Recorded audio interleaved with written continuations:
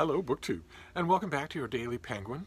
This is our slow march of the penguins, as Hannah at Hannah's Books calls it, through my Penguin Classic wall. And we are doing mostly ancient Greek and Roman history at the moment, and today we have one of the most fascinating and infuriating examples of Roman history.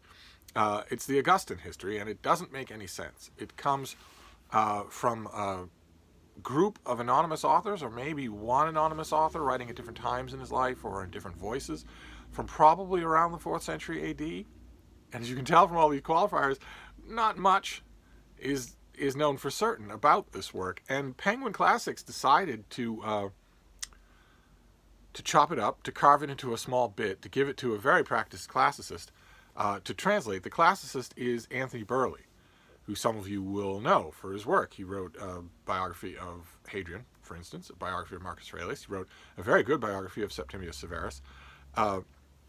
And the Penguin Classic volume is called Lives of the Later Caesars. And the work, as far as we know, their actual original work, starts with Hadrian, and moves on from there, well, for centuries. Moves on to all of the subsequent emperors, all of the usurpers and pretenders and whatnot, and gives brief Suetonius-style lives of them. And those lives are extremely entertaining reading. They are extremely entertaining reading in large part because it's pretty easy to tell, and you wouldn't need to check historiography to know that a lot of the stuff is just rumor. A lot of it is urban legend. A lot of it is just the most picaresque things that the writer or writers could think about these people, all told in brief thumbnail sketches, pretty much along the lines laid down by Suetonius. Anthony Burleigh, in this volume, decides to connect the Augustan history, the lives of the later Caesars, with Suetonius directly by bridging the gap that would otherwise present itself. So he creates, in the style of this author, but not quite, as we'll see, a brief life of Nerva and a brief life of Trajan. And then we move on. Then we're off to the races with the original author. And the reason why I qualify the fact that Burleigh is trying to write this in the nature of the author or authors of the Augustan history is because he can't. He can't write it exactly in that nature. He could if he wanted to, but he can't because he's a trained historian. He's a trained classicist, and we just don't think this way anymore about history, that the best stories are the ones that ought to be preserved. We've seen it in this March of the Penguins. We have seen Roman historians especially just obviously with earlier works open in front of them, just picking and choosing who tells this story best. I'm now getting to this battle in the First Punic War. I'm not so concerned with what actually happened. I'm mainly concerned with which of these sources tells the story best so that I can adapt from there. And Burleigh can't do that. So his sketch of Nerva and his sketch of Trajan are based entirely on what we know and contain no speculation other than relating speculation that existed in the ancient world. But the book itself, the other lives, they are fascinating reading. Absolutely fascinating. You can't take them as gospel. But then again, as we've seen on this channel, you can't take the gospel as gospel either. If you're purporting to write down eyewitness testimony of the resurrection of the son of the ruler of the universe, and you can't get the details straight from one account to another, then I don't know where the phrase "taken as gospel" comes from. But anyway, we have the same problem here, which is that in many, many cases when we are able to independently corroborate the details in the Augustan history, the details in the Augustan history turn out to be wrong. I myself don't think that undercuts their value much at all. I don't.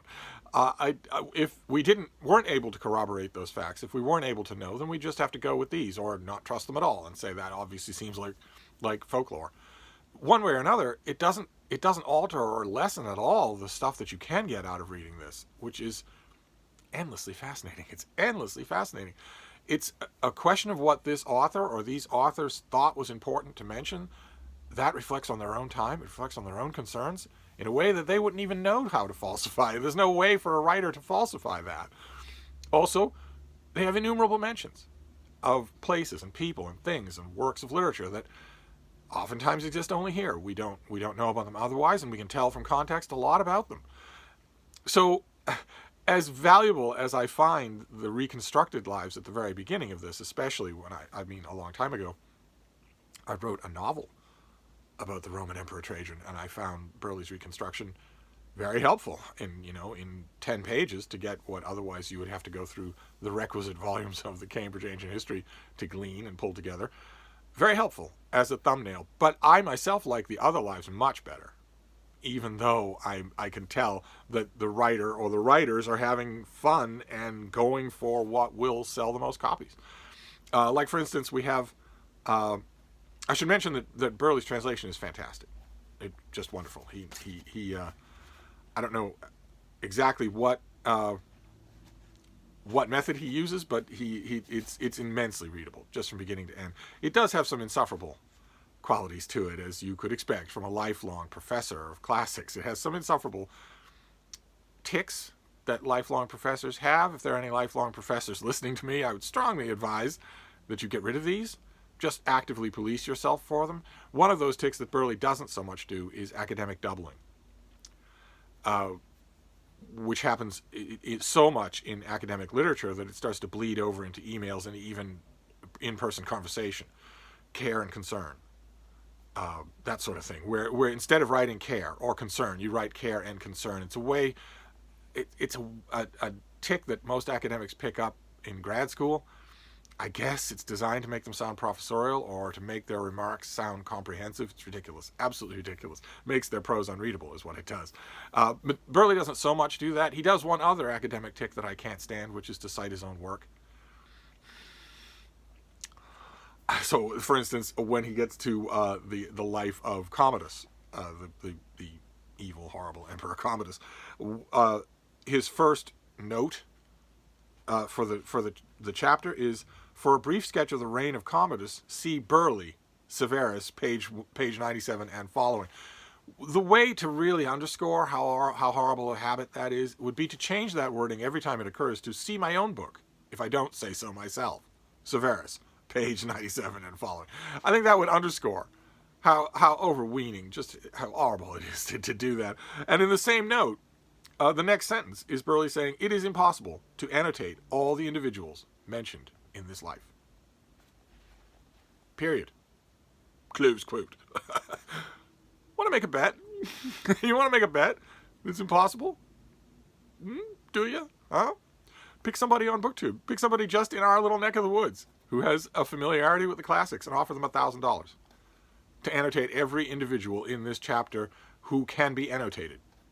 Bet they could do it. Bet they could do it in a week. But anyway, I want to read you a bit from Commodus so that you get the idea of what you're dealing with. This is when Commodus comes back to Rome from trumped up expeditions elsewhere. When he came back to Rome, he celebrated a triumph with Saturus, his debaucher, placed behind him in the chariot. In the course of the triumphal procession, Commodus several times turned his head and kissed him, quite openly. He even did this in the orchestra. He would drink till dawn and squander the resources of the Roman Empire. In the evening, he even flitted through the taverns to the brothels. He sent to rule the provinces persons who were either his allies in crime or who had been recommended by criminals.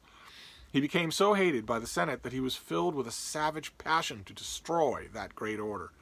And from having been despised, he became cruel. And you see what I mean?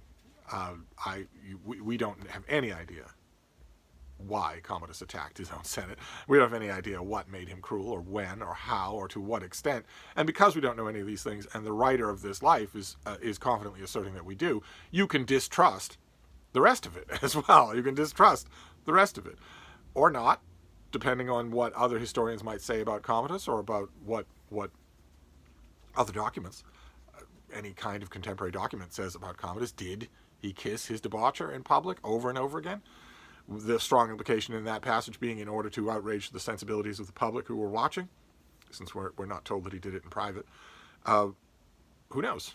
But did it concern the writer of that life? Yes, it did. He included. Did it concern him because he was outraged? Or did it concern him because he thought his readers would be outraged? Or because his readers would like being outraged? Those things are fascinating. Those kinds of meta considerations are fascinating. They happen all throughout this book. It's not by any means a classic. It's not. It's a Penguin classic, but it's not by any means a classic. And it's also, I have no complaints about the translation. The translation and the notes here are absolutely first rate. But this is a tiny fraction of the whole. And that ought not to be. That ought not to be. The Penguin ought to have an Augustan history. Just one big whole Augustan history. I'm not saying that poor Anthony Burley, he's probably 90 by now. I'm not saying that he has to do it, but these things come to us with their own life, their own provenance, and their own interests. And it's the height of arrogance to look at a work like that and say, all right, well, this part will go into my Penguin Classic version, and all the rest of this will not. So, but even so, even if you included it all, it would still be guttural. This is guttural. It's absolutely fascinating, but it's guttural. It's not. It doesn't deserve to be on one level. In one sense, it doesn't deserve to be in the same March of the Penguins with Tacitus or with Horace. But nevertheless, it comes to us and it's fascinating. So, if you see it, as long as you know what you're getting, as long as you know what you're getting into, you are getting the National Enquirer here. Almost certainly, probably 80% of what you're getting is the National Enquirer. The couple of lives in here that I know really well bear out that percentage. I still wouldn't miss reading these things at all. So, I mean, of course, I wish that I had the totally serious Ronald Sims style, utterly scholarly histories of this same period that were being written at the same time as this book was being compiled. Of course, I wish I had those, but we don't have those, mostly. So I'll take what I can get. So there you go. That is your Daily Penguin. A decided oddity. Not only the book itself, but the way that Penguin Classics handles it by chopping it into this tiny bit of the whole. But fascinating all the same. So that is going to be your Daily Penguin for today. We will continue right on, unless I stop. I won't stop forever, of course, but there's a possibility that there will be no Daily Penguin on Saturday. We shall see. There may be no videos at all on Saturday, but I'm going to try to work around that. So we shall see. But one way or another, we have plenty more to go. So I will see you then. Thank you, BookTube.